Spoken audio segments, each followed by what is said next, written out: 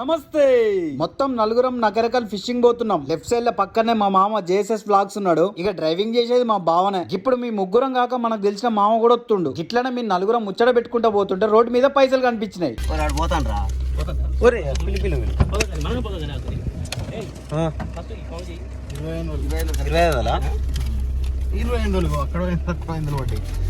ఒక్కదాని కోసం తిరిగితే 4-5 పడ్డాయి.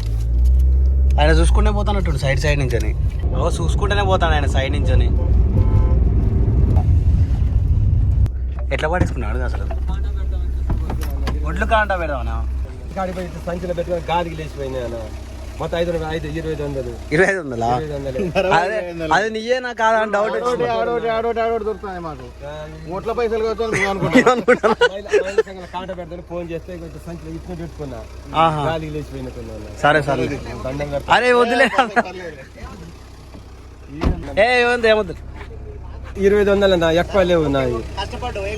సరే అన్న ఓకే అన్న సరే మనకు చూసి కాబట్టి వేరే అయితే మనకు కలిసిన ఆయన. మేము నలుగురం ముచ్చట పెట్టుకుంటూ పోతున్నాం నార్మల్ స్పీడ్ లా. బండి పోతుంటేనే నడి రోడ్డు మీద మా మామకు 500 రూపాయల నోటు కనిపించింది. అరే బండ వెనక పైసలు కనిపించినాయి అని చెప్పి రివర్స్ తిప్పించిండు బండిని. ఫస్ట్ 500 తీసుకున్నాం, పక్కన ఇంకొక 500 కనబడ్డాయి. కొంచెం ముందుకు చూస్తే ఇంకొక 500 రూపాయలు కూడా దొరికినాయి.